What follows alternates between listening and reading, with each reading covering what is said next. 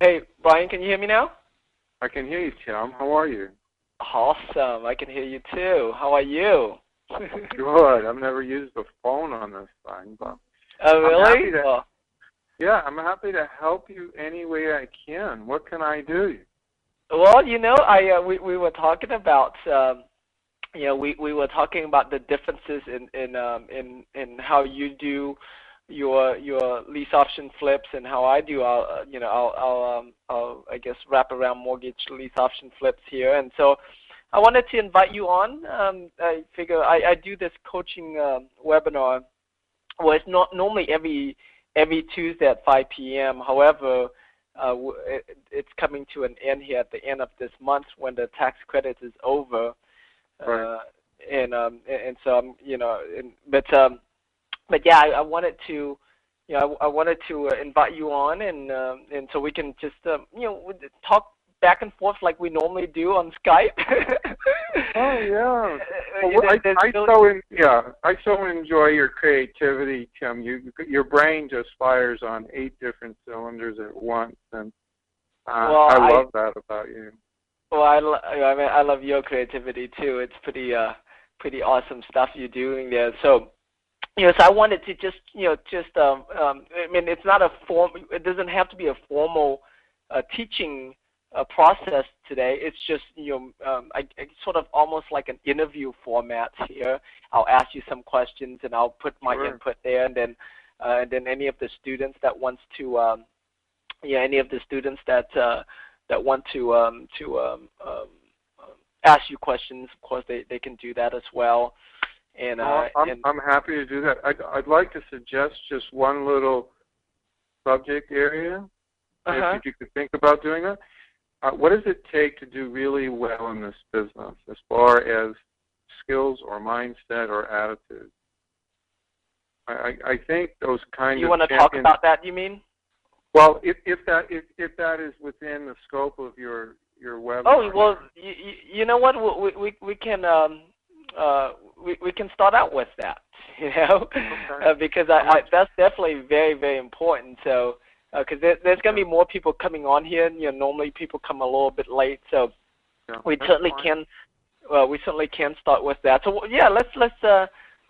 Well, actually, let me introduce you to everybody real quick so they know who you are. Sure. But our guest on today's coaching webinar, y'all, is Brian Gibbons, and Brian's a friend of mine. I got to know Brian not too long ago, but we hit it off really well. And he's a super smart guy. Has been in the business for a long time, and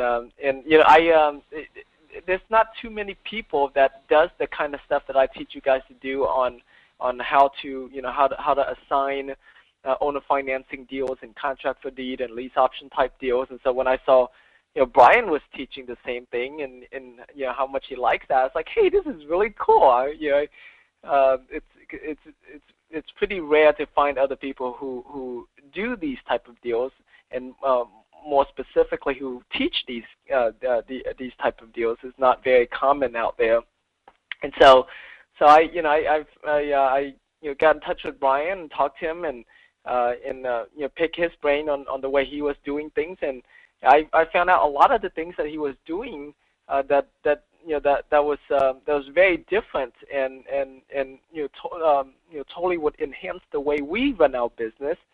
And so so I talked to my staff about implementing some of the strategy that Brian does in his business. And so I wanted to bring Brian on this webinar so we can talk about that.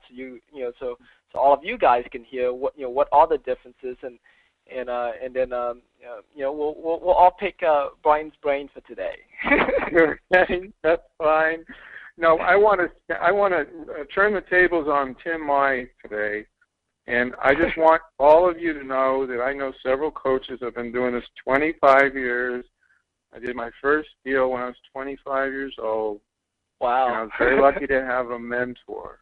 Okay, let me underline that. I was very lucky to have a mentor. I made my first deal in 2 weeks. Okay? He said, go say this to this guy with this agreement. Get him to sign this. Okay? It was that simple. And Now, I didn't understand it, but I took that contract, photocopied it, and read every word of it and memorized it. That's how I learned the business. But, Wow. hang on, it was at a price. I didn't make 10 grand on that deal. I think I made $1 grand. And I only did a couple of deals with him, and he says, now you understand that I just made 9 grand, and you just made 1 grand, because I'm a sensei, and you're the grasshopper. And you just have to say, am I willing to work with a mentor and learn the business? And I bang my head against the wall. Why should this guy make all this money and I'm doing all this work? Right. Well, I fell in love with the business of contracts, and I studied contracts and all this other stuff. And let me interject this, Tim, your matrix is so wonderful.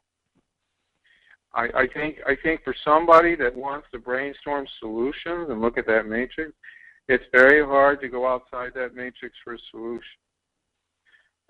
So, I mean, I commend you for putting together a grid that people can wrap their arms around and say, well, I don't understand that, but I'll learn it. And at least it's on the paper, and it's something that a buzzword to trigger an idea. Okay, so I was very lucky to have a mentor. But now the other thing that I was very lucky to have is a yearning to learn about money and financial planning and insurance and taxes. Now that's some of the most boring stuff you'll ever hear. Nobody wants to understand taxes.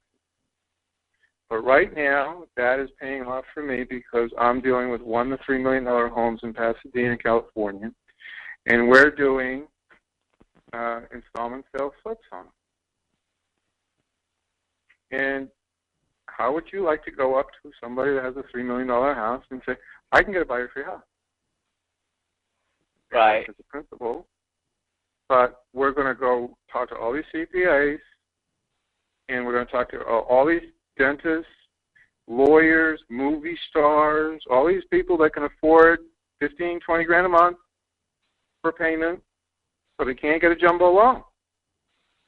And it's just the same thing you're teaching, Tim, but just put a couple more zeros on it. Right. No it's doubt. The same thing.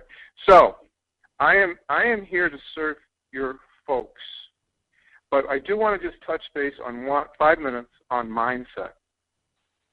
Mindset. This is a lonely business where you're all by yourself, and you might have to knock on a mentor's door once a week, but you're still all by yourself. And there's nobody looking over you for accountability. Now, accountability coach is very valuable. If you can have a critical list, like a critical list, and just take the lease option slips. A critical list is if you don't hang your signs, you're dead. If you don't call them back, you're dead. If you don't convert the phone call to an appointment, you're dead. If you don't sit down with them, you're dead. And if you don't finish a presentation, you're dead. That's it. That's what you should put on your wall. That's the only thing that matters. What doesn't matter is the PTA meeting. What doesn't matter is whether or not you took a shower. What does matter is that you do that as critical tasks. That will make you the money. Nothing else. Right. Would you agree, Tim? How do you feel about those critical tasks as far as self-management? Right, I totally would agree with that. Yes, I mean if you kind of like need to have a checklist, a daily checklist of these are my most important tasks in this real estate business. Which of these have I done today? And have you done them in the right order?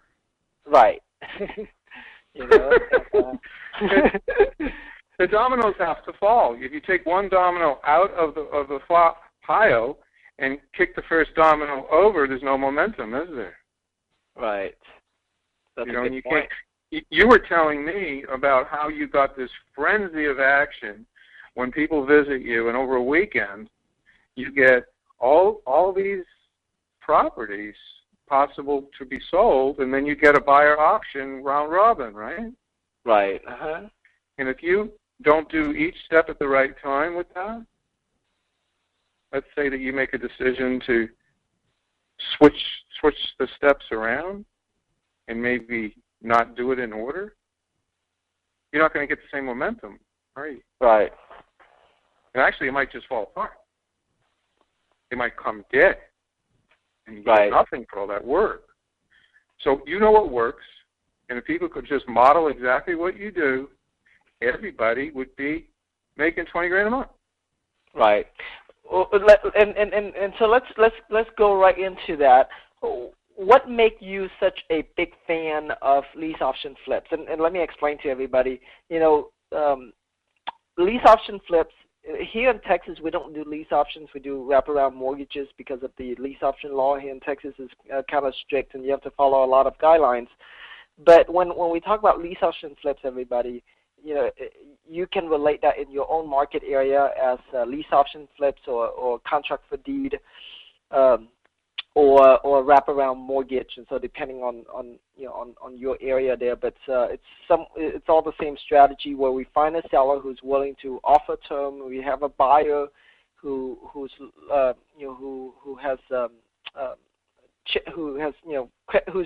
credit challenged, and we put the two of them together, and we make our fee from the down payment there, and so that's how our business and Brian's business is the same here. And Brian, what makes you such a big fan of lease option flips?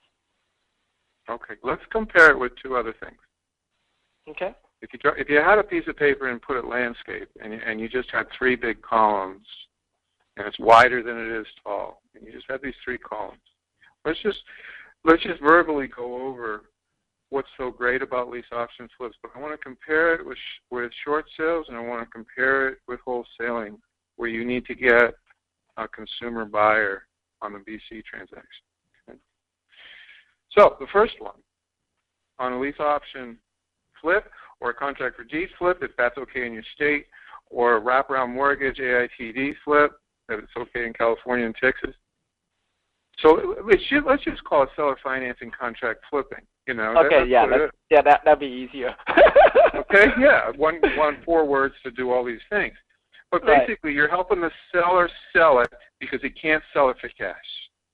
And what you got to do is go into that seller and say, it's a terrible time to go into traditional financing. It's a terrible time. You know how many agents have lost their jobs because they can't get traditional bank financing for their buyers? It's ridiculous. Right. And look at all of these shadow inventory for all these coming foreclosures with these arms about to be reset. It's going to be hell. Right. And so even though you're doing nothing wrong and you have to sell, let's just lock in a really good price for you before the cards start to tumble. Let's do that. What do you think? If it's a $500,000 Houston house, let's lock that price in. Let's get somebody that loves the house, but we can avoid the bank completely. And if you want, I'll actually put another point in there to handle the wrap, and you can get that point, and we'll wrap that cost into a loan for it. Mm-hmm. Okay, give them an incentive to work with you. What's in it for that seller to work with you on a creative basis, right? Give them 8 reasons why you can't say no today. So that's one of the reasons why I love seller financing flips. We have a lot of flexibility. Now, I got a student in Ohio that has a land contract and lease options available as seller financing tools. And the wonderful thing about Ohio, and this is why every state's different, when I get a student, I do my due diligence and check the code. But in his state, what's amazing, Tim, is if you have to get somebody out of like a contract for deed kind of situation, like land contract in Ohio, if you pay into that contract under 20% or you've been in the property under 5 years, you can evict them. There's no foreclosure. So every state's different. And it's just a wonderful profession to be in, helping sellers sell when their credit is tight. Right. And it's never been this tight in 25 years. It was worse now than it was in the 80s when the interest rates were 12 to 18%, and we had to do wraps to be able to do anything. Right. Now, sorry to cut you here, but no. yeah, I mean, I think that, I think everybody here, totally understand the differences or the benefits of doing seller financing flips versus doing short sales, which takes a long time, or right. doing rehabbing or doing landlording. But how does this compare to wholesaling? Like, why do you like it better than wholesaling? Let's look at both of those. When credit's easy, wholesaling looks pretty good, doesn't it? Right. Because that BC transaction, if everybody doesn't understand BC, just write A to B and B to C. And the A to B is where you get private money to go buy an REO or a short sale or whatever, and it funds it. And now you own it, and you got to get private money today because no bank wants to fund a short sale. So now you own it, and that's the A to B. Now you got to sell it to make any money. You can't sell or finance the damn thing. You need to sell it for cash, and then you got to pay tax on it, which is about 35% of profit. So if you don't know the tax on flipping, it's a big hit. You lose a third, and a lot of people don't talk about that. So the bottom line here is when you do wholesaling, when credit is tight, the B to C is like you're strangling yourself to find a consumer buyer because they just can't get financed. Mm-hmm. Right now, FHA is tightening up credit. It's tightening up standards. If the property isn't perfect, they'll say it's non-FHA standard, and you can't get an FHA loan on it. There's all sorts of tricky business as far as getting the B to C funded right now. Mm-hmm. Right. And it's only been the last 6 months, Tim. I mean, right. In January, they announced January 20th, I saw CNBC when they did it, 3.5% just jumped to 10% down. Now, how many middle America can afford 10% down for a house? All right. So isn't that great for lease option business? I was doing an Irish jig. I am so happy that FHA is being jerks to middle America. Because now solar financing is the only game in town. That's true. So the way I structure when I go to the tenant buyer, I tell them my number one goal is to get you between 10 to 20% down. And ideally it's 20% down. And why? Because you avoid PMI with 20% down. And the loan is a lot easier. You know the piggyback loans where you get 80% and then a piggyback second for another mm-hmm. 10? That kind of thing? Mm-hmm. Well, if we got 80% in a contract on a lease option or wrap or whatever it is, they can get a loan without PMI. And it'll sail through, right? It'll sail through. So that's what we condition the tenant buyer to understand. The more money they can throw at the house, the better off they're going to be trying to get the mortgage. So I just love seller financing flips because I can get instant cash and I'm out of it, unlike a sandwich lease option. Right. The sandwich has risk, doesn't it, Tim? Right, of course. Well, how many people have a lot of savings that are students in this class? How many people got 20, 30, 40 grand discretionary money? Not very few. Right. I think very few. So in other words, when you're doing a sandwich, let's say that the market rent's $1,500, that's probably similar where you are for $250,000 house where you're at. Yeah. Well, most of our bread and butter homes are only around between $100,000 to $130,000 or so. That's where we find most of our buyers. So let's say 130. Let's say you do a sandwich on a $130,000 house, and let's say market rent's $900, and let's say what I try to do is try to get them to pay more than market rent and get a bigger rent credit, to get the cash flow up. But if you did a sandwich where you negotiated down, let's say the free and clear house, and you got that thing for $600 a month for 3 years or 5 years, and they're happy with that cash flow and they're happy with the exercise price, and then you pad that on the other side, well, what if they don't pay you? You have the money to pay the seller Right. on the sandwich? You don't. You're broke. You're lucky. You're lucky with doing just sandwiches. You're going to need about 20 of them, and then you're at risk. So I just tell my students, if you do seller financing flips for a year and just focus on at least one a month, maybe two a month, part-time, keep your job. And that's $10,000 a month with two.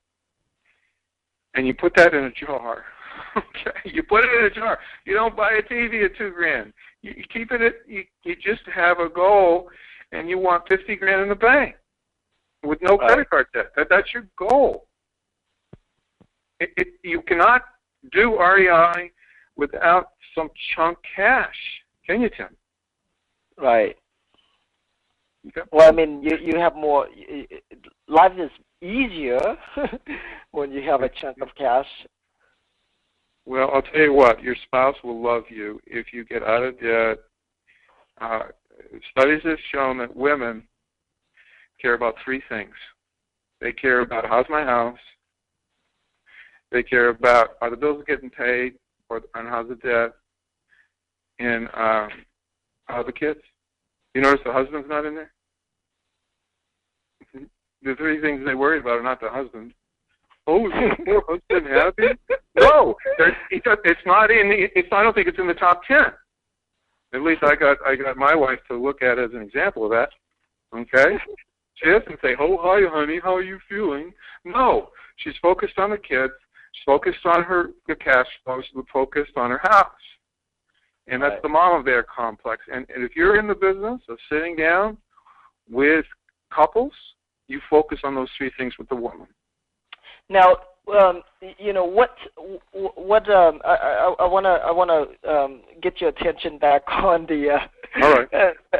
back on the lease option stuff here, but no, that's okay. You know, I just because we don't have a lot of time, so I wanted to make sure that you know that the folks get get a lot of I guess ideas out of this, but one of the one of the reasons why people shy away from seller financing flips is because of the fear that, well, what if things go wrong? What if what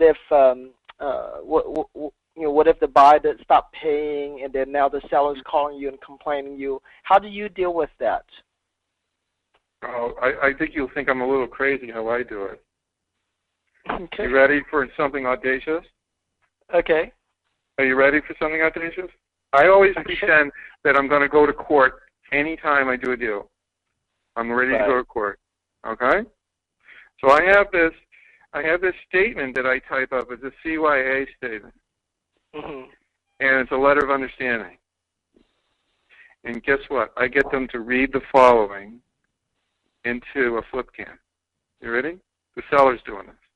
Ah, you get them actually read into a video camera. Okay. Yeah, yeah. It's kind of like, those court TV shows. I don't want to ever be on that, all right? And so they basically say, I'm going to paraphrase here because I don't have one in front of me, but it basically says, I understand that Brian Gibbons and his company has come in to act as a principal and lease with an option to purchase my property. I also understand that he told me before he did this that he's going to sell his interest in the contract for a fee. And I also understand that that fee is going to be applied towards the purchase price because he's assigning the agreement. And I also understand that I'm going to hold him harmless if there's a problem with a tenant buyer because that's totally out of his control. It's the same kind of problem if a tree fell on the house. Right. Okay. I just have to roll the dice and understand that there's risk. All right. But with that understanding that Brian Gibbons will be available, he's not going to move out of town and not be available if I have a problem with a tenant buyer, and he's going to use his best efforts to fix the problem, whether it's negotiating with a tenant buyer, getting him out without an eviction, evicting him, and getting a new tenant buyer in. And I also understand there may be a fee for his help. And he signs it and he reads it into a camera. That's good. You know, I haven't thought of video taping that, so that's a really good idea. I had a friend who used to deal a lot with land trusts, and that's what he used to do with his buyers and his sellers is making sure they read into a video camera, because he actually went to court with the land trust a couple of times. Right. So he does that on all of his deals. So, but yeah, that's a really good reminder there. So definitely, I need to employ that. Good idea. Well, you just have to think, Tim, what's worst case scenario if I go to court? And you know what? When the lawyer calls you, and I haven't had it happen too often. I have had it happen once or twice in the last 10 years. But and I haven't always had a video. But this time, there was one time a lawyer was very aggressive, and he basically said, "Mr. Gibbons, I think there's an insurable interest in this particular transaction, and we're going to take you to court and get all that option money that my client blah blah blah." And he said, "Well, that's terrific, but I got to send you a video. And if you don't mind, I mean, I might countersue and take your Porsche." Okay. What are you talking about? Well, just watch the video. And as they say, what's the definition of 1,000 lawyers at the bottom of the ocean? A good start. I don't take any shit from any lawyer. His job is to create a lawsuit. Right. That's his job. My job is to step on his toe if I have to. You know, right. I mean, you should not be intimidated by a real estate broker, a real estate agent, or a real estate attorney. If you're acting as a principal, you document well. And in this day and age, there's a lot of forgery going on. I mean, how did Madoff get away with all that? Right, right. Okay? Right. So why not document with the best tool you got, video? Right. That's definitely a good idea. I need to implement that in my business. Now, share with everybody really quick. Well, it doesn't have to be quick, but share with them your flow, your business flow for the seller financing flip. What do you do first? What do you do second? What do you do third? Well, we do it, as you know, a little bit differently. Right. Okay. My philosophy is this. It's a lot easier to get the buyers first because we can get their dream sheets. We use a dream sheet with the buyer. What exactly is your most perfect house? And of course we condition them and say, well, we might get the perfect school district and we might get the perfect floor plan, but we may need to update something down the road. Like maybe the washer dryer isn't perfect, or maybe the sink isn't exactly big enough. Whatever it is. But we're going to get 90% of it right for you. Okay? And that way you give them realistic. So let's say that we've done that. We sat down with the buyer, and I told you we take a picture of our buyers. Yes, you told me that, but let everyone else know that, you know. Well, let me let everybody else know that. When you're sitting across from the seller and you put down buyer info sheets, and you have in the upper right-hand corner a little space for like a Polaroid-sized picture, where you have mom and dad against a wall with a big smile. Well, you can't fake that. You can't fake that you got the buyer, can you? Right. You didn't pick that picture out of a magazine or a web page and slap it on there. That's who those people are. And we're in the people business. Right. And when we talk to sellers, they want to know, are we for real? Do we really have buyers? So we kind of spread them out, like 5 or 6 of them on the table. We don't let them read all the detail about them, but we let them know that we're for real, and that we're ready to solve their problem today.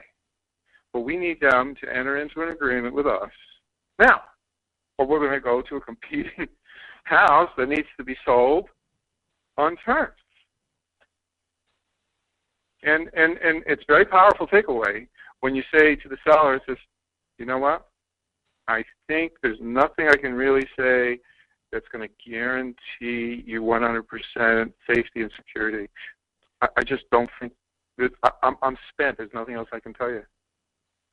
So you're going to have to find another solution for your negative cash flow of $1,250 a month.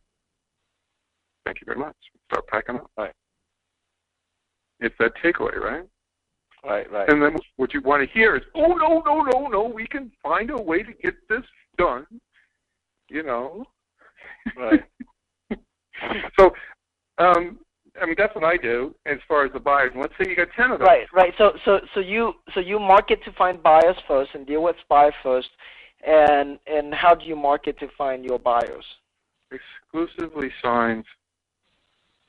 Why is that? Why did you choose signs over other methods? I didn't choose signs, Tim. Signs chose me.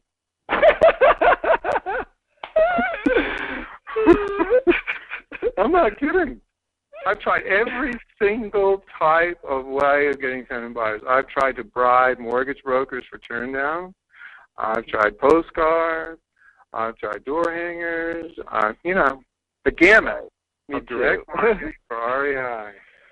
And signs, you know. What the sign has to say is it's got to look unprofessional. That's the first thing. Unprofessional. Right. If you remember anything, there's a couple of videos I got on YouTube, but you see the crappiest looking signs you've ever seen in your life. That's the first thing. You got to look like an owner is desperate to, you know, I'm sorry, an owner is desperate to find a tenant buyer. That's what you got to look like. Right. So, you know, I mean, what's your most desperate sign look like, Tim? Well, handwritten signs, you know, are always the best signs for me.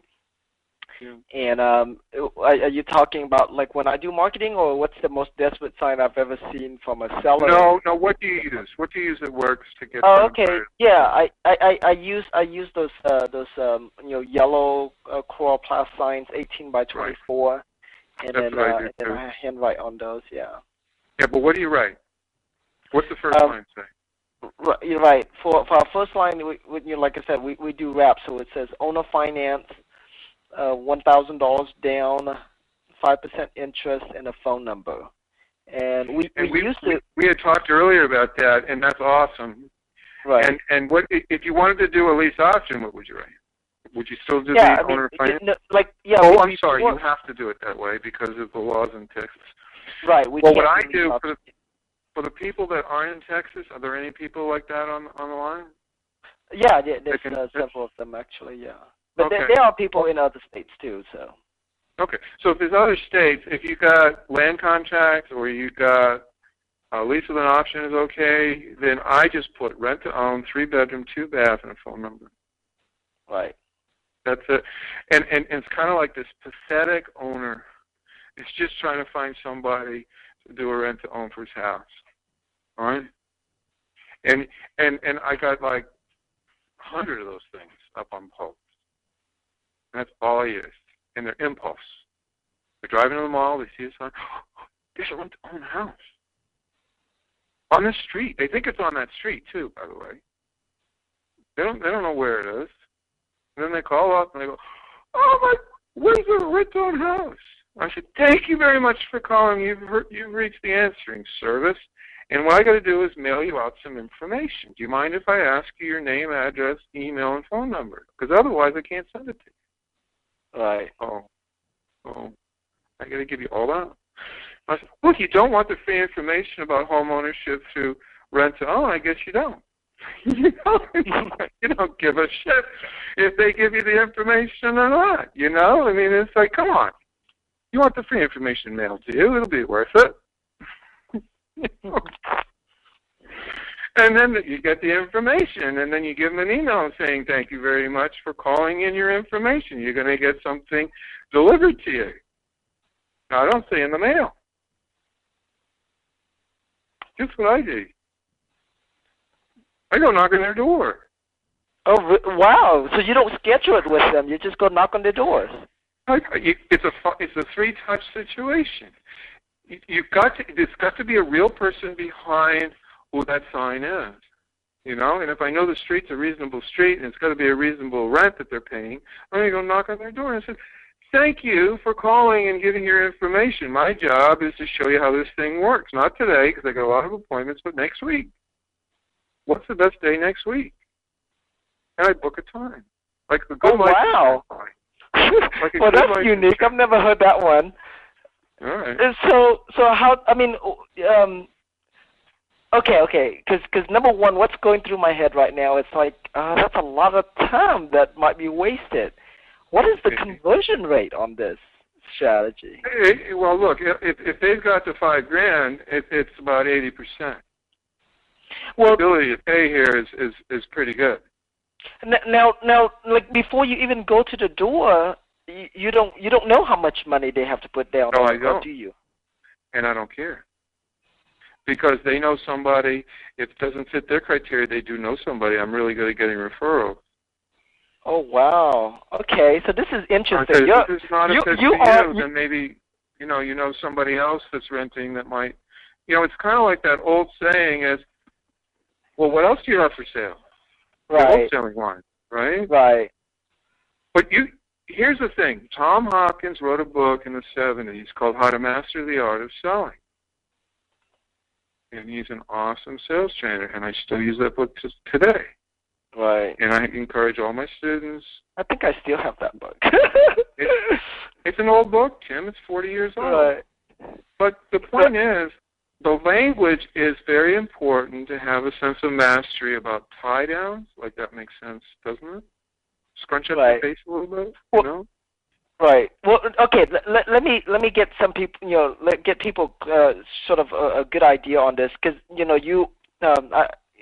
they don't know this, but you recently moved to California, and prior to that, you were in Ohio. And when you were in Ohio, how many signs were you putting out a month? And then how many deals did you close a month, from the signs that you put out? Well, I'll tell you something. My guy was doing it your way. Okay, that's first thing. Okay. All right, he was doing it your way. He got his sellers off of Craigslist, and then he put the ads in the paper. All right, so I to tell you the God's honest truth, he was afraid of code police, the building code people that would give you a fine for putting something on a telephone pole. Right. I tried to shake him from that. But his partner was a Boy Scout guy. He was on the board of the town. He had all sorts of political pull, and he said, all I need is one sign, linked to me, and I'm going to catch so much crap. So I said, okay, you're throwing away a major tool, a major inexpensive tool, because of this fear. All right? So I can't answer your question. He didn't put out signs at all. And he's changing his mind slowly. I see. Okay. From it changes. So, but the point is I've had other students that have put up 50 signs, and they've gotten approximately 45 to 60 calls, as long as it's a dense population. Now, it matters greatly as far as income. If there's no major employers in the area and everybody's at 7-Eleven wages, it's really hard to do this business, right? Right. Now, what you can do if you're brand new is choose the right area, the farm area. What you want is the best school district you can find, right, Tim? Right. Then you need the best anchor employer in that school district or within 10 miles of it. And I like hospitals. Right. And what I do at a hospital, I'm a bit of a ninja. I'll take little pieces of paper and put it on the when you go in the mall, you get this crap on your windshield wiper. Well, I do it in a hospital.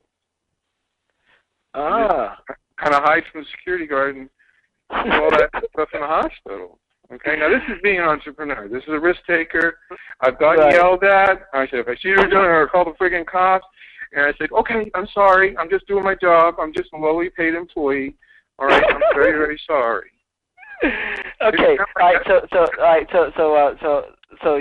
So you put out signs, you find buyers, you get their address, you actually go visit them, and then you schedule an appointment to come back. Yeah. And then when you come back, is that the time that you get the application, you get the 1003, you take the pictures? Is that all happens in that time? Yeah, it all happens on that thing. It's a closing interview. It's a closing interview, yeah. And the thing is, I tell them over the phone before what I'm going to do before I get there. I say, let me go over what we're going to do. It's going to take about 30 minutes. And if you got screaming kids in the background, that's absolutely fine, because I got screaming kids in my background too, and at least they're different kids. Okay. All right. You know what I mean? I mean. Okay, so that's a closing interview, and then Right. after that, so Well, after that. let me just say one thing else I do differently than you, and I think I did tell you. I get an earnest money agreement signed with $500 down. Correct. That's something you do differently for sure. Yeah, because Right. we normally charge them $100 application fee, and that's it.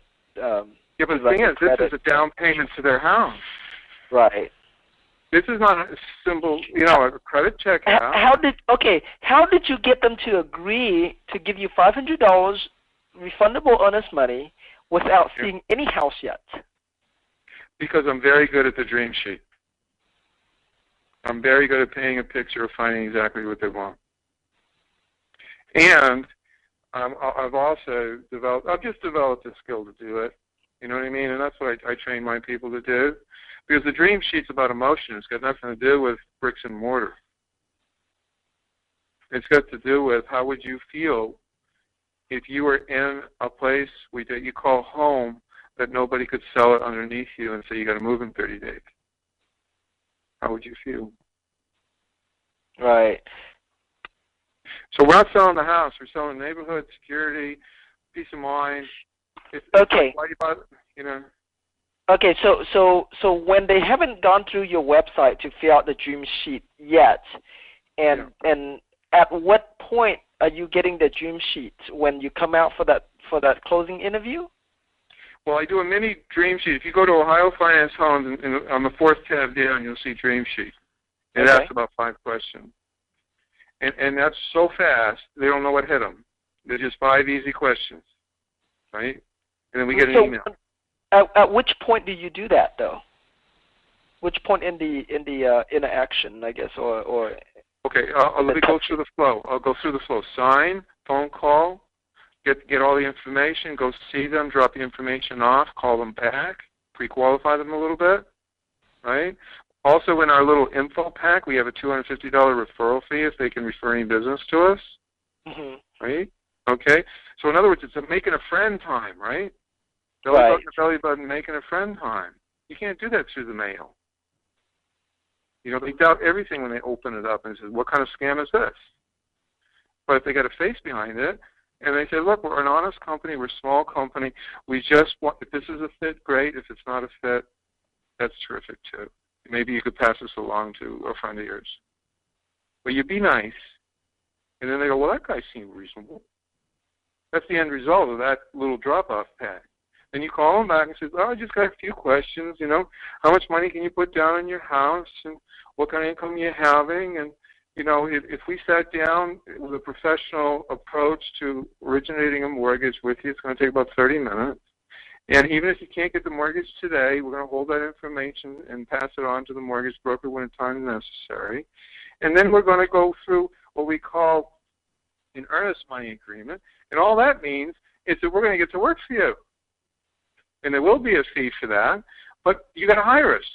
And nobody works for free. You don't work for free. I don't work for free. But here's the big thing. It's totally refundable. 100%. Right. And we sign a fact that if any time that we search a house for you and you want that money back, you just call us up. We will bring a check to you the next day. Not mail it, bring it to you. Why? Because we want referrals. And one of the worst things I can't stand is a company that has my money, I ask for it back, and I don't get it. Right.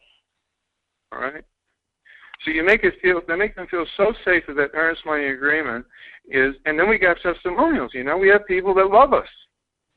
Now, here's a big mistake with rookies. They don't get testimonials with everyone. Right. Everyone. And you need a brag book, like Ron LeGrand said. Just write down a couple of paragraphs. I mean, was I nice to you? Did I pressure you? Did I say what I mean what I said? Just write down a couple of things in this little book. And it's something to hand somebody that doesn't know who you are, doesn't trust you. You could be, I don't know, the biggest scam artist in the world. Right. And the brag book is not done by so many people. The guy that I was in Ohio, I love him to pieces. He's doing so many things right, but he doesn't get testimonial. I said, Right. you're kind of being silly here. You know, when I get a coaching client that I'm. Well, I mean, I know your guy in Ohio is doing like 6 deals a month or something, right? Well, between 4 and 6 at $5,000 average, yeah. Okay, so between 4 to 6 deals a month, $5,000 a deal. Yeah. Okay, let's say on low end he's making $20,000 a month. Yeah, and he's got costs under 2. He's got costs under 2. Right. But that's with him doing a lot of things still not correct, still not to your standards. Yeah. Look, I love him to pieces. He gets referrals because he doesn't even ask for them. He says, if you need a house or an uncle, call Matt.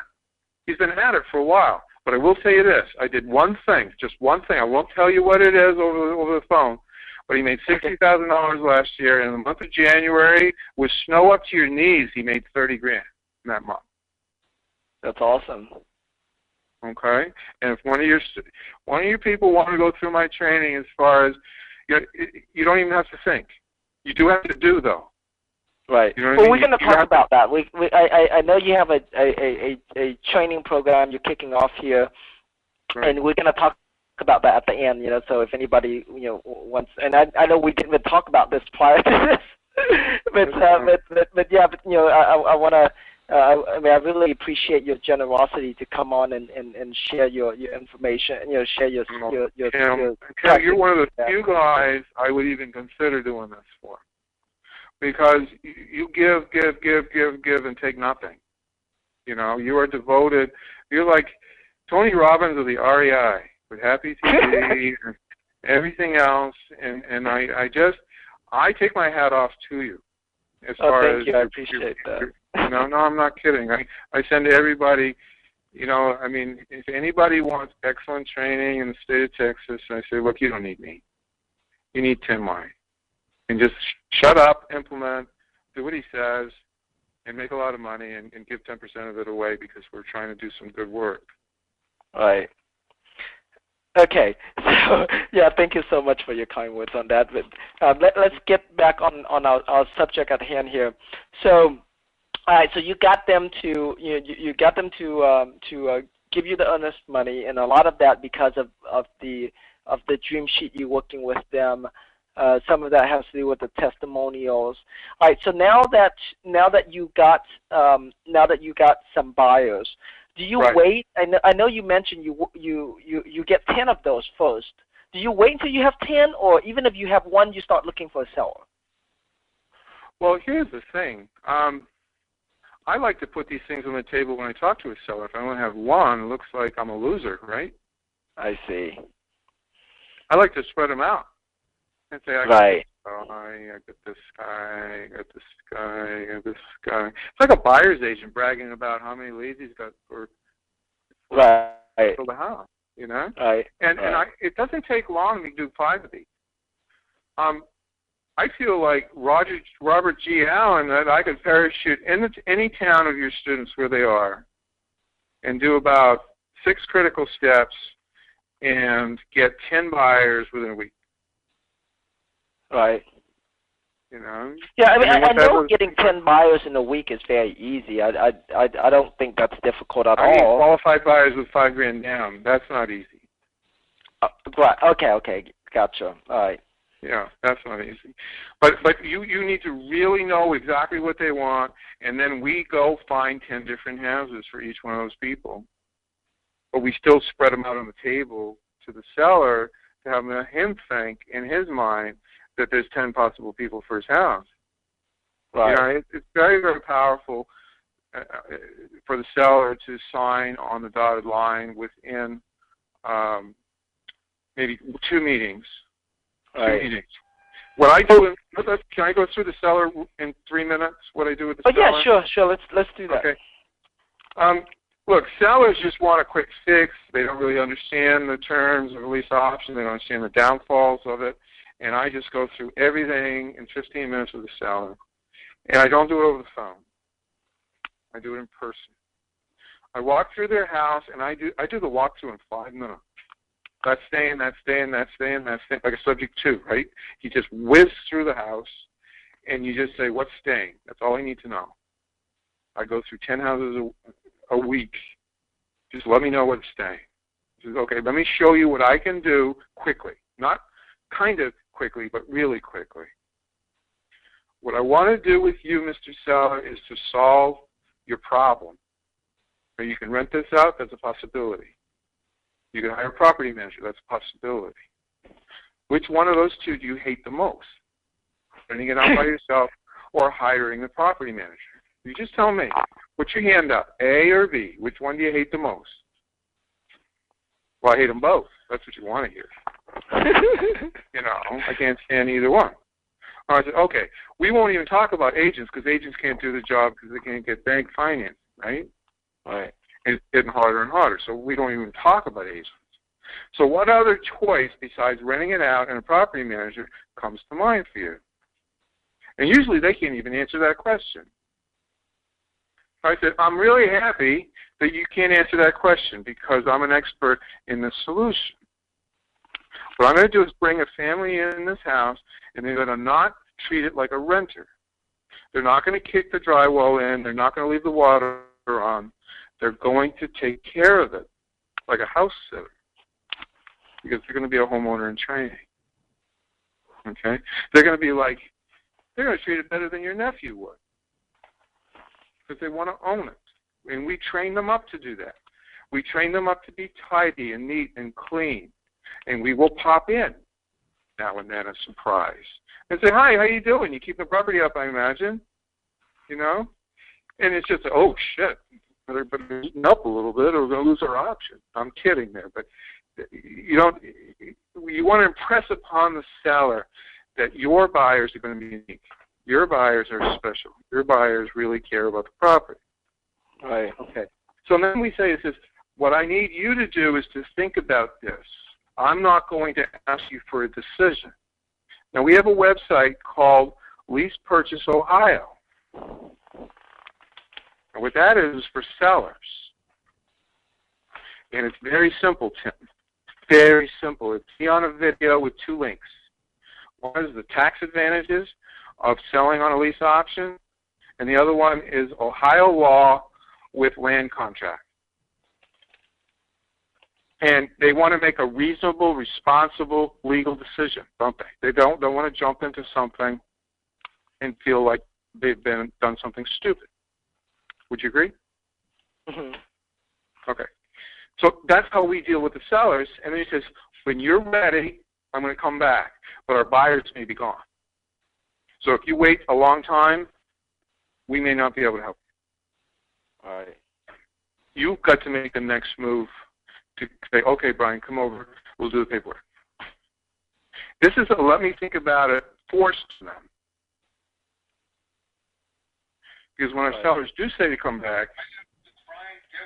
Hold on real quick. As Yeah. you've mentioned your website, I loaded up so the audio went off. Oh, there. sorry. Sorry about that. That's my annoying. That's my annoying. So you see the psychology here, Tim, with the sellers? Yeah. We want them to want us. We want them to want us. Right, and we leave behind articles from the New York Times, articles from USA Today, articles that are irrefutable as far as authenticity, that rent-to-own is a good idea in this market. Mm. And good it's like idea. you go see as many sellers as you can, and deal with the ones that are nice. Deal with the ones that are nice, and that's how we do the sellers. And where are you finding your sellers?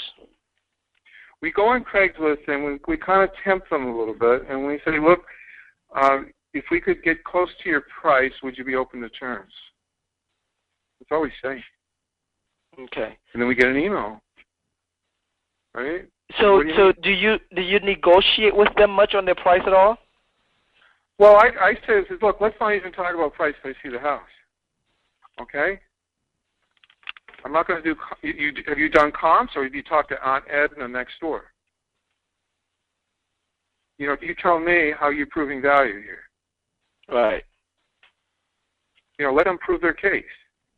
Right. And are you going to negotiate with like negotiate price for Porsche over the phone? No, you're not. You're going to go see the Porsche. So you got to go see the property. and you got to act like a buyer a little bit. You know, and says, look, I'm not looking to steal an REO. I'm looking for a house that's in good shape. You got one? Are you hiding anything? Right. You know what I mean? It's like, talk like a buyer, for God's sake. Right. Go over there. And then when you walk through, you say, look, if I like your house, I'll let you know quickly, and I won't jerk you around, okay? And you walk through like a buyer, and you sit down at the kitchen table. And if both decision makers aren't there, you got to stop your presentation, right? If only mom's there and dad's not there, you can't go into the whole thing, can you? Oh, really? Agree? I normally just deal with them even if they're not both parties are there. So that's interesting. I want them both to meet me in the first step. Okay. I said, look, when are both of you together? 7 p.m. all right? Because I just want to spend 10 minutes with your husband. Because actually, you know what? He owns half the house, whether you like it or not. Right. Okay? And if you say yes and he says no, I got to go find another house. Right. And you don't leave anything behind. You don't leave right, anything that's behind. Good. Okay, so right. all right, so let's fast forward a little bit more. How do you get them to agree to let you keep the $5,000 down? Oh, that's easy. I start with the number that they want to net. Okay. What number do you want to net? What number do you want to put in your hand? Okay. For the sales price of the home? Yeah. Give me the number you want to net after cost. How much money do you need in your hand for the house? Let's talk about numbers. Let's say if they were to sell it retail or what? No, I just ask them what number they want for the house. What's the number in their head that they're not going to budge on? What's the lowest possible number that they're going to be happy with? I said, you tell me your number. What's your number? All right, so let's say they say, okay, $100,000.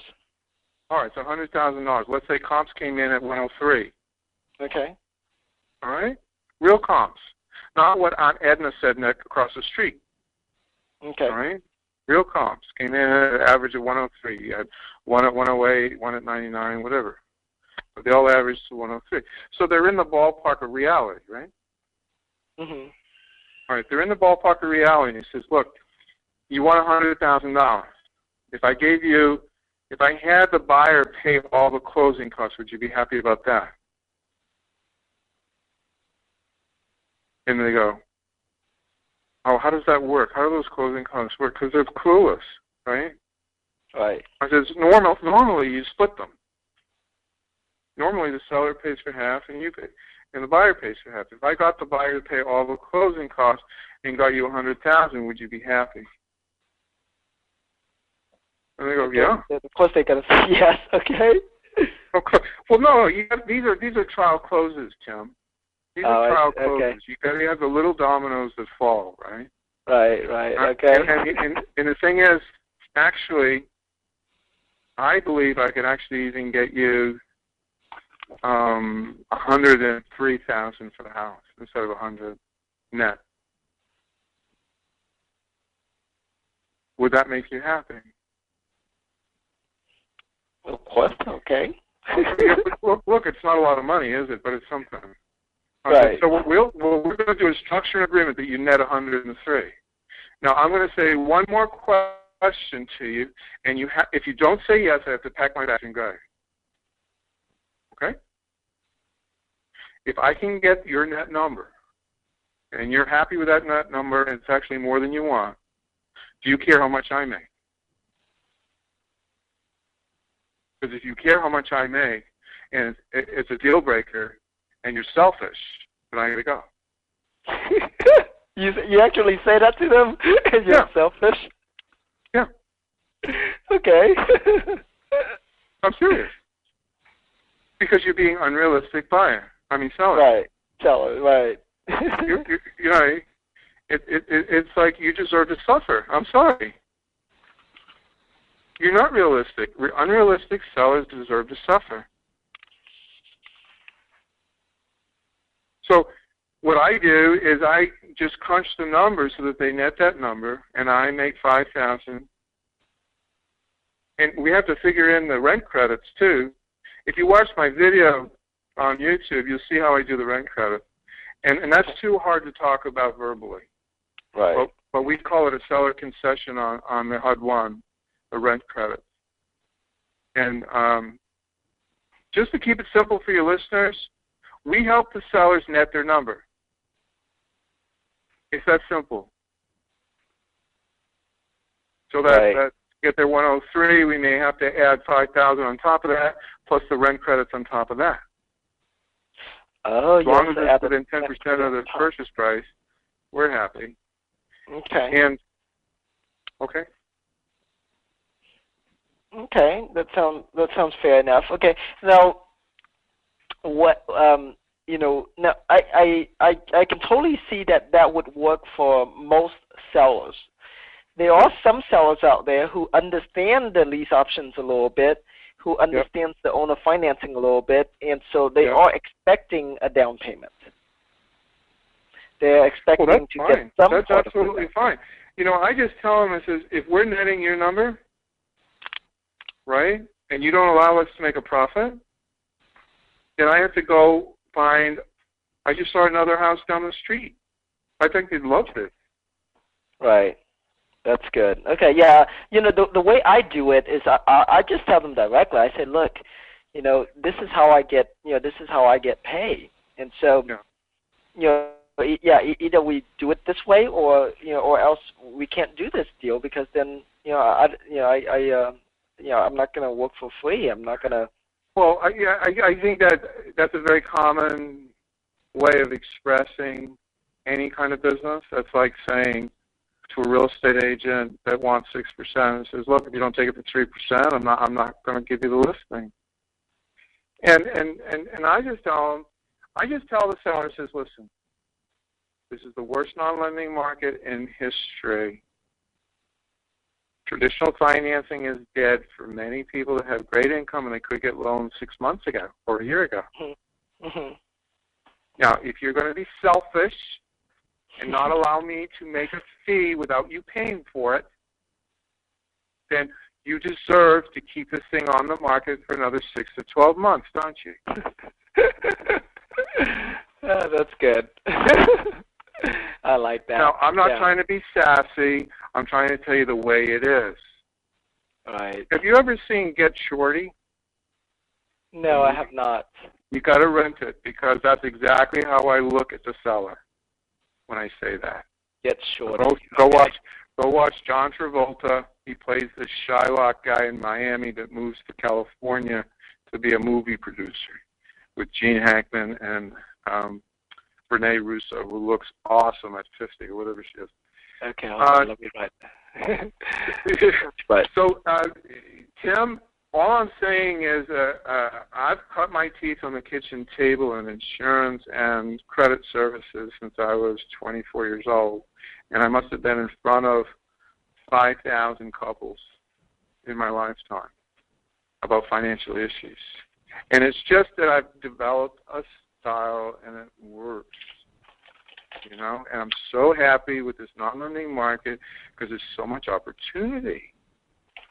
Right. There's so much opportunity. Yeah. All right. Yeah. Let's because we're gonna be running out of time real quick here, and so sorry to cut you off there. But all right. So now you got the seller to agree, and now you put the buyers and the sellers together. Of course, you make your fee, and so on a typical deal for you. From the beginning, when you put out the signs to the end, when you close on a deal, on that first deal, what's your time frame? Okay, well, you have to understand that I'm very stubborn about getting 10 buyers first. I could have 3 buyers and then go look for a house on Craigslist for them. Right. All right? But I want 10 in my pocket because when I see the seller, I want him to see that I have too many buyers. And he would be an idiot to piss me off. Right? Right. So let's just say you got 10 buyers and start the clock there. Can we do that? And Okay. let's say it takes within 10 days to 2 weeks to get the 10 buyers. Okay. Okay. And if the clock started on the 10th buyer, I would immediately go on Craigslist and look for a house that would suit maybe at least 3 of them. Okay? And then I would try like hell to get that house. And the first step, well, anyway, the time frame is approximately, I can generally get a house within 3 days. Because there's so many houses, right, Tim? You agree with that? Right. Okay. I totally believe and then that. it takes me about 2 days to close the seller from, they said, yeah, come on over to that first meeting, to them thinking about it. They generally let me know within 48 hours. And then I call them up if I don't hear from them. I said, I'm sorry, I'm getting so busy. Yes or no? Just let me know. What do you want to do? You know, it's like I put them on a hot seat. And they got to make up their minds. Says, I'm really not interested. So that's great. I'm going to tear you out of our database, and if you know anybody else is trying to sell, I'd appreciate you thinking about us. At least we know where you stand. I'd rather take the no. You know what I mean? Right. Okay. So, but to answer your question, to get the first deal with my students, they generally have a check in their hand in 30 days. That's good. Okay. Now, I know you. I know your strategy is $5,000 down. Now, if your buyer tells you they have $10,000 down, do you say no to that? For $5,000, do you? What's the question you ask them to know how much they can put down? What's the most you can put down? Exactly. You know, I mean, instead of asking, okay, I could be bad. I'll be really good here. Let's say you have somebody $10,000 down, and you have land contracts or contracts for deed. Wouldn't that be a stronger sale for the seller and the buyer? Right. Or wraparound mortgage, you know? Right. You have to do wraps in Texas. That's the only tool you have. But so, what do you mean? What's your question about a bigger down payment? What would you do? What's your point? Well, I was just curious if you tell your buyers up front that you want $5,000 down, or do you do like what I do is I ask them what's the most you can pay per month and what's the most you have to put down. Those are the 2 questions I always ask them. Yeah. And so I was just curious if you do the same or not. Yeah, I just try to say is look, we can give you a bigger rent credit if you can put more money down. What's the biggest amount of money you can put down? I give them an incentive to put down more. Okay. All right. And then so at which point do you tell the buyer I assume you calculate the rent credit ahead of time, so that way so that way by the time you go to the buyer, you're already giving them the markup sales price that includes the rent credit and the down payment.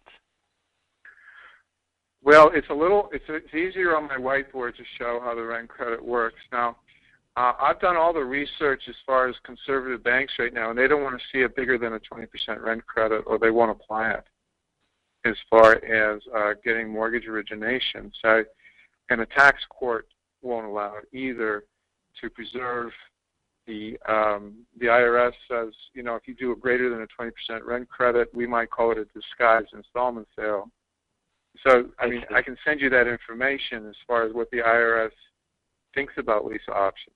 I'm not saying so on average, 20% is what I give for rent credit for 2 years, for 24 months, but they do it 1 year at a time, and then they get an automatic renew the contract at 20% of rent. So 20% is a lot, though, it seems. You think? I don't know what's a lot. What Matt in Ohio was doing 50% for just the first year and nothing else. Okay, let me see here. So $1,000 a month, you give it up 20% of that. That would be $200 out of $1,000. That's a lot of rent credit. Yeah, but that's all right.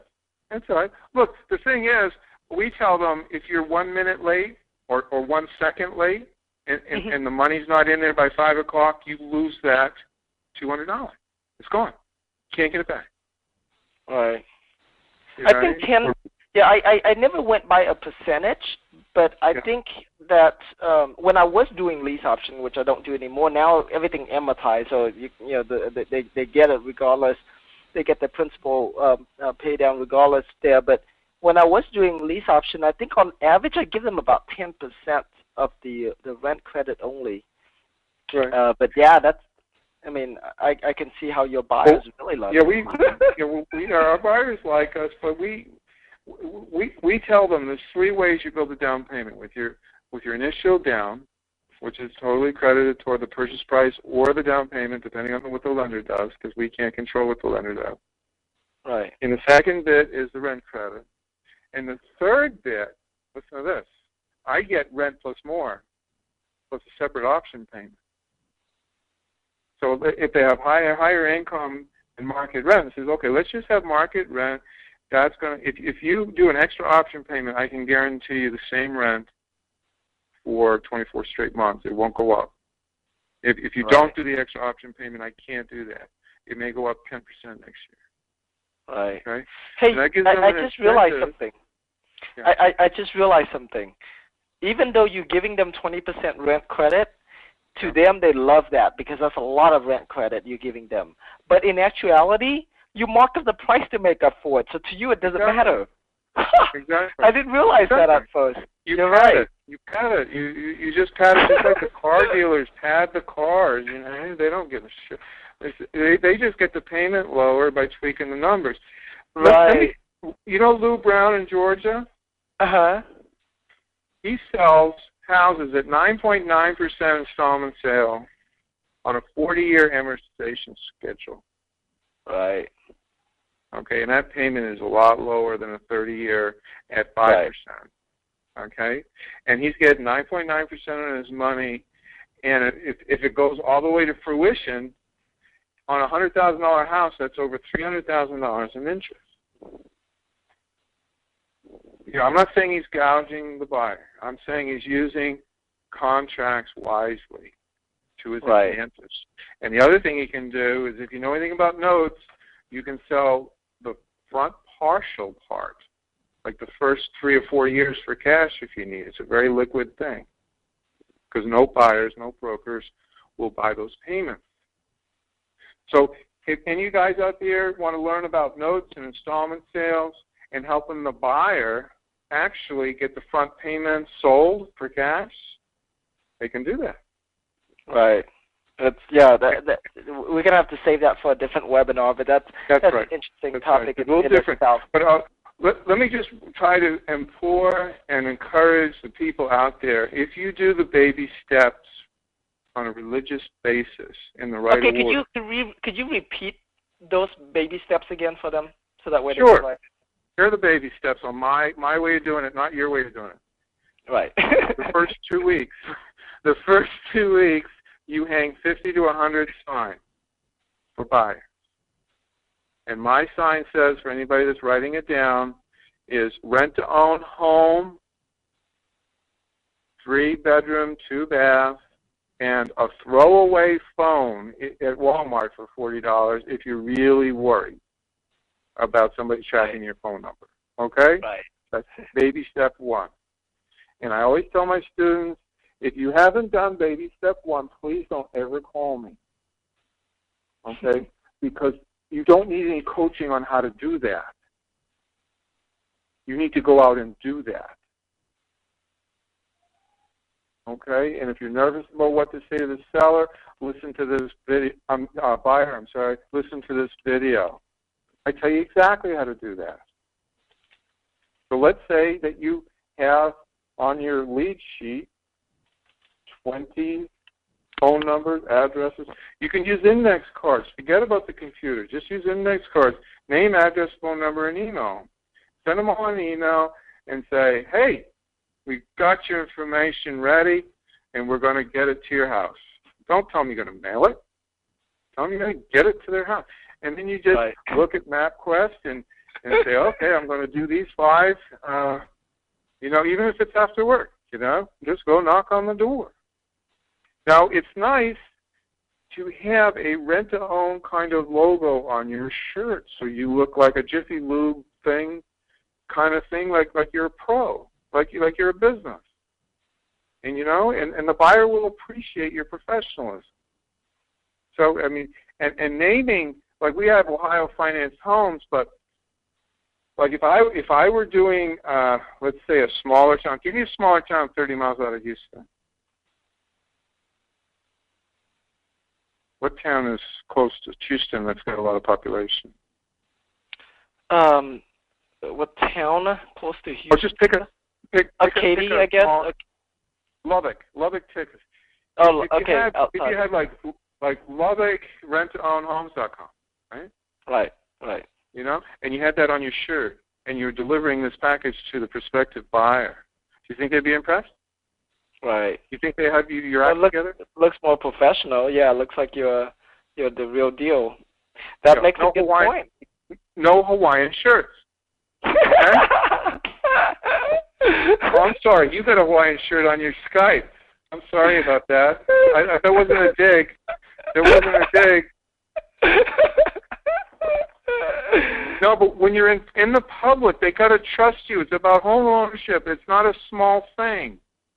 It's a big thing. And if you look like a slug, you shouldn't be in this business.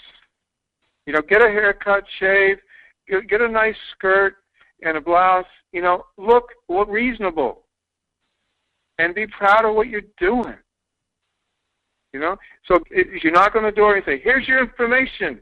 Now, we're going to call you in a couple of days. We got all the details, and there's articles in there. There's lots of stuff. And this is like a welcome wagon packet. And all it says is, we are ready to get you into a home within 30 days. Just look through this information and understand the words and the wording, and we'll be calling you in the next couple of days. Thank you very much. And then put some like a little picture or something on the front cover page of who you are. And you don't have to tell them everything about yourself. Oh, we've done a business, we've done this, we've done that, we've done. They don't give a crap about that. They want nice. That's all they want. Show nice. Show polite. Show that you care. That's all you need, unless there's more. And back it up with a Wall Street Journal article, USA article, Business Week article about leases with options to purchase. We got all that stuff. And it just lets them know that, hey, this is a good idea. Let's take a look at it. Let's get this guy back. And then the next step is we call them and it says, we've got some more information to hand you, but we need to sit down and go over a few things about getting you a rent-to-own home. Can we see you either this week or next week, which is best for you? Right. And that's called the alternative choice close, right? Right. And whenever anybody is given a choice, they always pick one. They never say no. So they say, well, this week probably I'll squeak it in. It says, no, we need both of you there. Is it around 7:30 good for you on Tuesday, or I could see you around 6:30 on Thursday? Which one's better? Oh, I'll probably take that Thursday one. I say, great. I got you in there. I know where you are. I'm going to be there right on time. If kids are screaming, that's fine. My kids are screaming too. At least there'll be different kids. You know? You set the appointment. You show them the 10:03.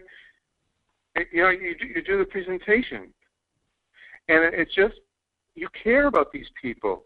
You care about these people's dreams about home ownership, even if they got crap credit. And I always teach my people how the FTC oversees the 3 credit bureaus and how the Fair Credit Reporting Act helps consumers get their credit better. And I teach them that little class. If people out there need a little credit getting better class, I got a video on it. Gotcha. And it just reassures them that they're in the right hands, right? And then after that, we get 10 of those, and we go get sellers, and we don't let sellers talk to our buyers ever. You know, if there's a seller that's living in the house, we get them out of the house. We don't want them in the house. We don't want them even looking at our tenant buyer. Gotcha. Right, Tim? Right. Why is that? So Why do we not want the seller? Well, I mean, we don't want them to mess it up, and we don't want them to try to circumvent us either. But I mean, Yeah. I think a lot of time it's just them saying the wrong thing, and perhaps they'll say the price they were trying to sell it for, which then contradicts with the price that we are trying to sell it for. It will definitely muddy the waters, you know. I mean, if we're dealing with a really challenged credit person, they might want to feel like they're coming clean and coming to Jesus and saying, "Thank you for letting me look at this house. You know I've been bankrupt, right?" You know, it's like I just don't think that's going to help the situation, and we just want to keep them apart. We keep them apart. And it's really, really good if we can kind of get 2 or 3 through the house at the same time. Right. Yeah. For us, we actually, we actually runs the buyer's credit. We actually show that to the seller as well, and we talk to them about the buyer's situation. And and so that's how we get the sellers to feel confident in that buyer. So they see the buyer's job history, they see the buyer's credit and background. So I mean we work with the buyers, we work with the sellers as if we were, as if we are the sellers ourselves, and how we would pre-screen these buyers, and so yeah. Okay, cool. Well, look, you make the sellers feel that you're on the ball, right? Right. That you're with it, and you're trying to talk to the seller like you talk to your uncle, with respect and with knowledge, and you just tell them, so this is the way it is. This is what we do. Right. And you know what else I do, by the way? I always have a completed buyer's file copied in my briefcase, and a completed seller's file copied in my briefcase, with the names blacked out. And if I get a guy that's skeptical, I say, "What's this all about? How does that work? You guys legit? You guys with the Better Business Bureau? Don't you know the Attorney General's office is after you guys? I mean, I've heard all sorts of crap. You guys are thieves. What are you doing? Right. And I look at him and I go, sounds like you've had a hard life. What do you do? That's a good one. I like that one. I'm going to use that one. No, I get him to talk about himself. What did he do? Were you in law enforcement or something? Were you a bankruptcy attorney or debt collector? What would you do for a living? I rattle off all those aggressive, jobs. And I go, oh, no, I work for the state. They screw up your pension or something? I mean, where's that anger coming from? Because you know what? I can't get through that. I'm going to have to say my favorite 4-letter word to you, and it doesn't begin with F. What do you mean, favorite 4-letter word? No, it begins with N. N is in Nancy. You know what my favorite 4-letter word is? No. What is it? It's next. I want to say next to you, because your attitude is so bad that I know that any deal that we put together is going to fall apart. Right. And I've got a fiduciary duty to both sides of the coin. Our business depends on referrals, and it depends on completed deals, not deals that fall apart. So if you've got a lot of anger, I don't think we can work with you. And I thank you for your time. Good luck. And pack your bags up and leave. Don't ever do business with a black hat like that. I call it black hat, white hat. And the real estate business is about 8 out of 10 really deserve your trust and your time. But there's 2 out of 10 you should be running from. Right. You running from. And all you people that are go ahead. Yeah, we're running out of time here, so we're going to be wrapping this up here real quick. So there's a couple questions I wanna run through. If you can just answer them quickly. Number one, what if they're in an area where they can't put out signs? Like for example, one of the lady that's on the webinar right now, she's in Boston. And I'm from Boston. Hello, Boston. I'm from Cambridge. Oh, okay. I think that's where she's from too. Okay. So can you still put signs out in that area? Can you still make this work? Look, I would do this. You know, and Boston's a very busy town. It's like New York or Chicago.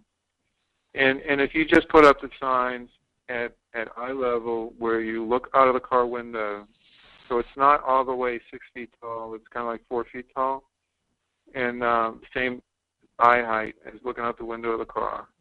And you put them up on Saturday morning only and took them down Saturday afternoon.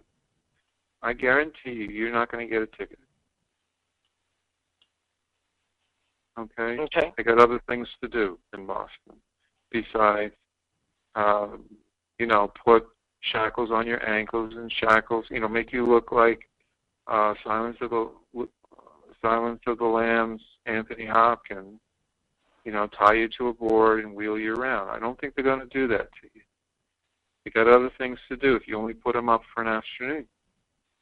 But if you don't do signs, you are losing the easiest, most effective kind of marketing there is. Right. You just have to do it less. So, yeah. Do it less. Okay. Do it just on a Saturday afternoon from 12 to 6. Right. And have somebody else pick the phone. And of course, lease option assignment is perfectly legal in Boston. Is that correct? As long as you act as a principal. Right. And if you want, you can check with a real estate broker. You say, look, if I act as a principal in a lease, can I assign it? And they'll say yes. If I act as a principal in an option agreement, can I assign that? Well, I guess so. They're probably not sure because they don't use option agreements. Right. I said, now if I enter into a lease and an option, but they're separate, they're not together, and I assign both of those at the same time, is that legal? I said, well, I'm not a lawyer. You know, that's what you get from a real estate broker because they're looking at their E&O insurance, their Arizona Emissions insurance, and they're saying, I'm not friggin' sure. I said, well, let me ask you this. If you had a bill of sale, could you assign that for a fee? All right, I guess so. Can you sign a title over? Can you sign that for a couple $100? Can you sell a car? Now, come on.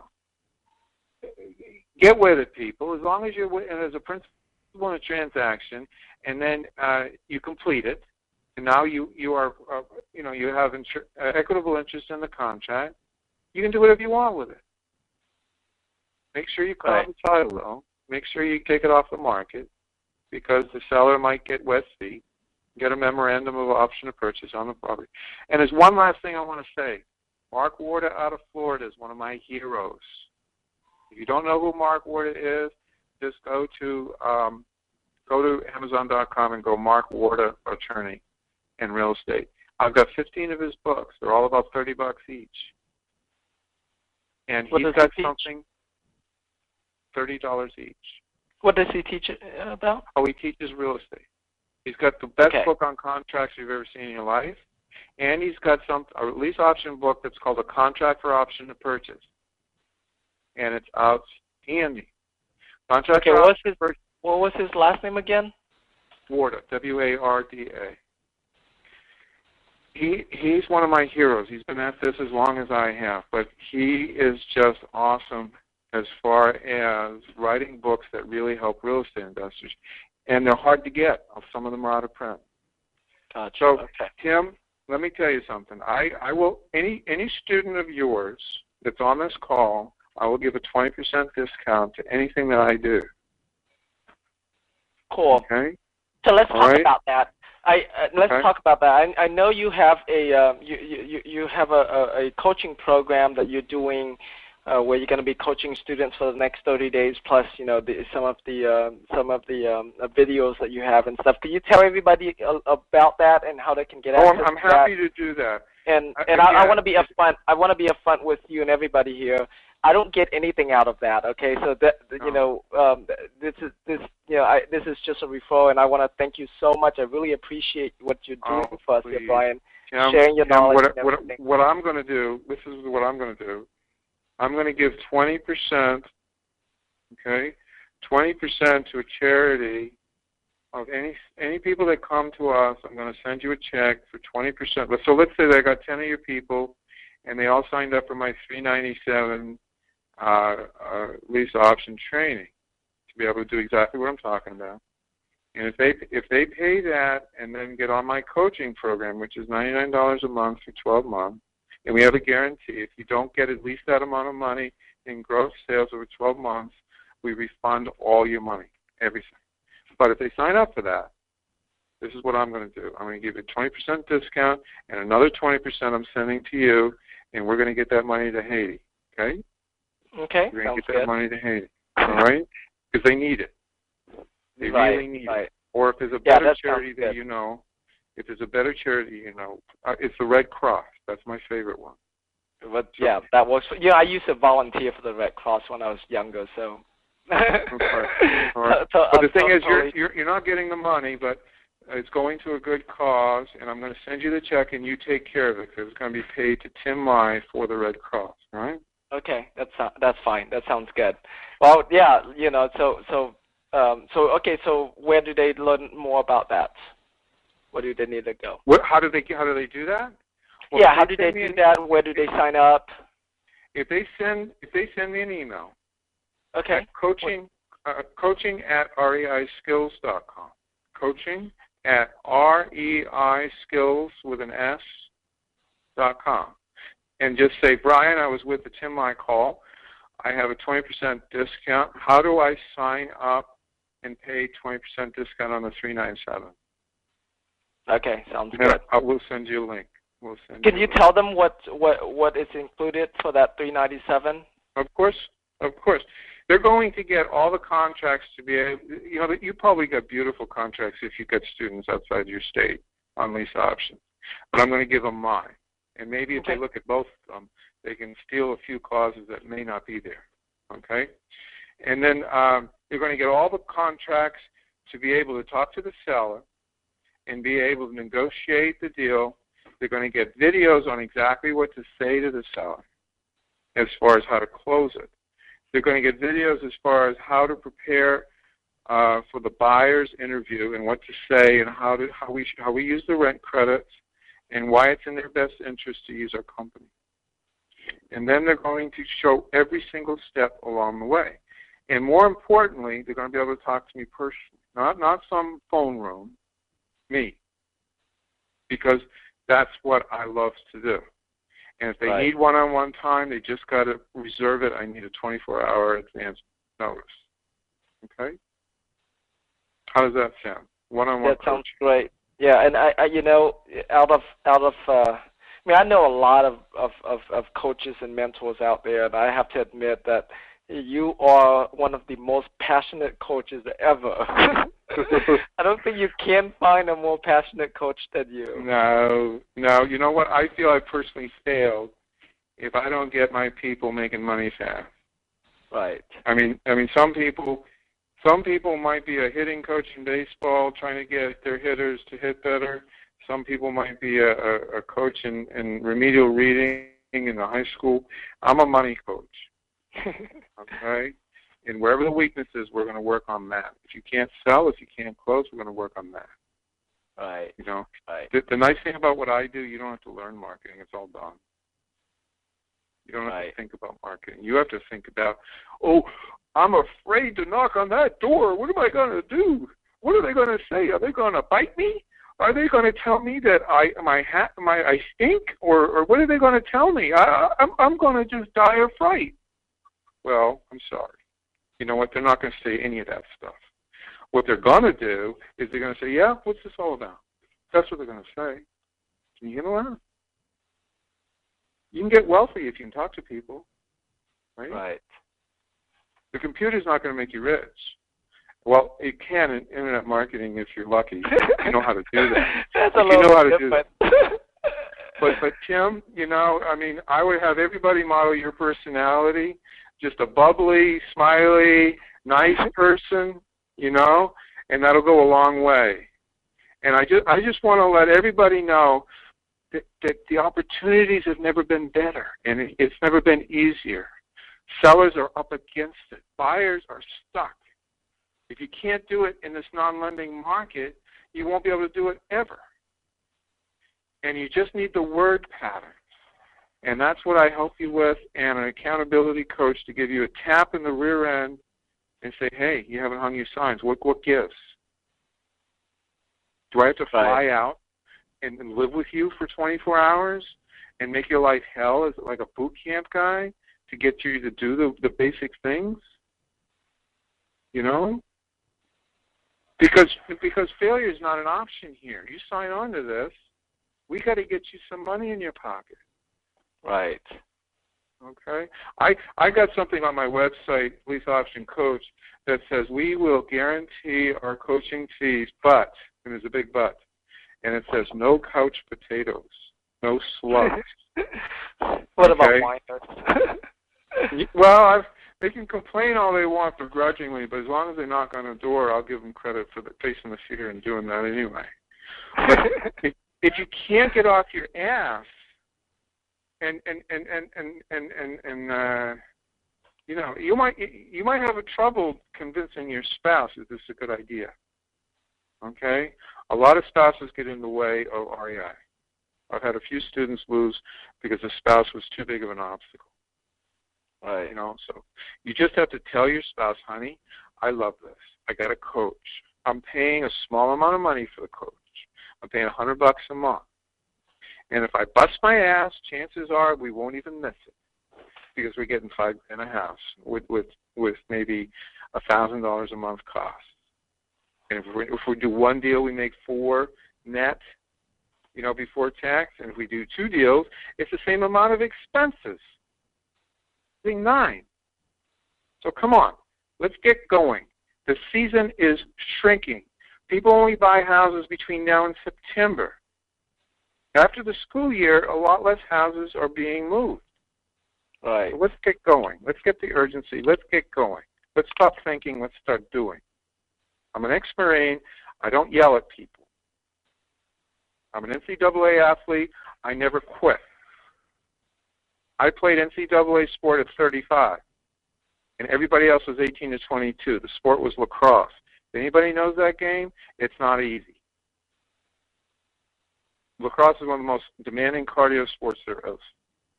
The fastest game on 2 feet. I was quoted in a newspaper as the oldest lacrosse player in the United States in 1995.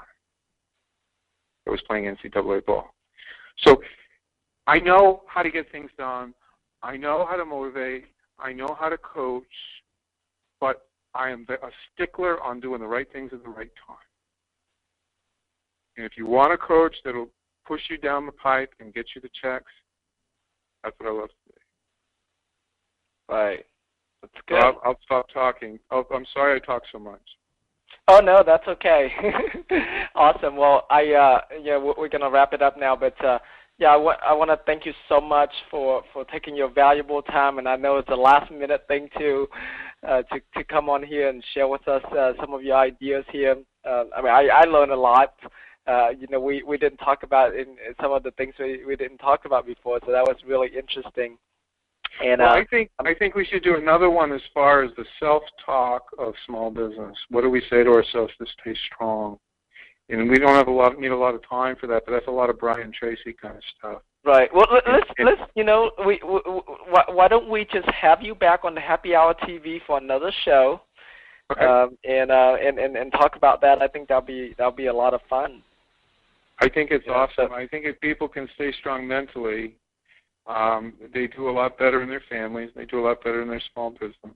So. Right. But Kim, it's been a pleasure as always. I feel like a long-lost friend I haven't seen in a couple of years, you know, and we just pick up where we left off.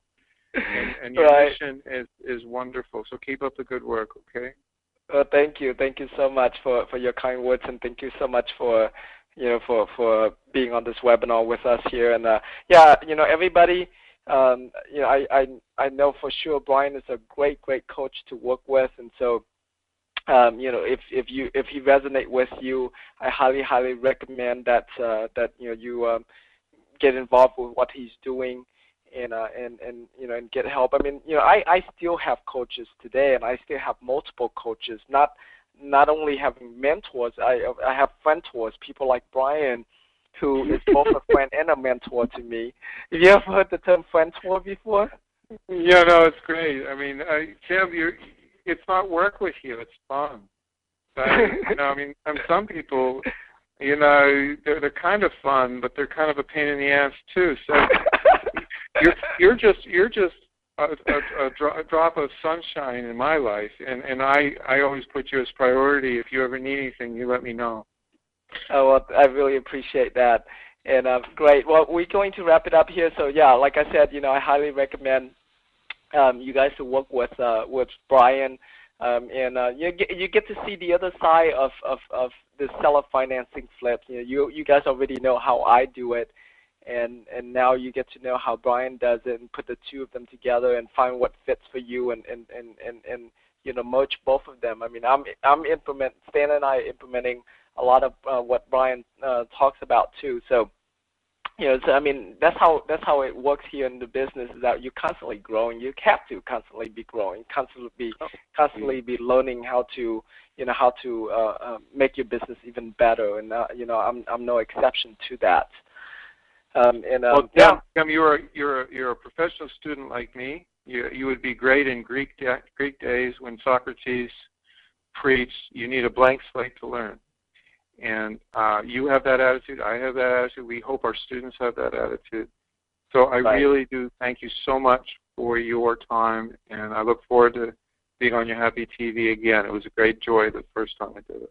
Awesome. Yeah, we'll definitely do it again. Can you give everybody your website again? Not your email address that you want them to send you an email. Email address, sure. It's coaching, COACHING, at REI Skills, SKILLS.com.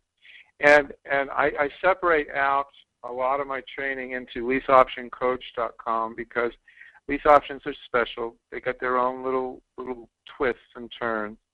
And I also teach sandwich lease options with a performance base, but the sellers don't like that. So if you're interested in sandwiches, I can help you with that. But the bottom line here is I look for students that are hungry, that will implement, and they want to make money right away. They don't want to study anymore. They want to work. They want to go out, hang some signs, answer some phones, get in the car, go see some buyers, and then go see the sellers and talk to them about all the lovely buyers they have in their back pocket. And that's it. And so I'm looking for those kinds of people, and I want a critical mass of those people for a year at $99 a month. And if they're not making at least, $4 or $5, $6 a month, I'll fire them myself. I don't want their money because they're not implementing what I want them to do. I only want to deal with doers and not talkers. So that's what I'm all about. I'm about making the money quickly. I'm about coaching you, dealing with the objections as they come up, and learning on a per deal basis as you're doing. It's OJT. No more studying. Let's do it. Right. Awesome. All right. Well, thank you so much, Ryan, and thank you everybody for being on this webinar. I look forward to doing our next one. I think next week is our last one for the Tuesday coaching webinars that we're doing here. I want the end of April here is maybe we'll have the last one at the first week of May there, just to really end it off. But yeah, when April ends and when the tax credit ends, this coaching webinar is going to also end as well, because it was mainly set up for the $8,000 tax credit strategy. And so yeah. But all right, everybody. Well, I look forward to talking to you more next week. Same bat time, same bat channel. And good night, everybody. Good night, Brian. Thank you, I'll Sam, see you for later. everything. Bye-bye. All right, thanks, Brian. Bye-bye.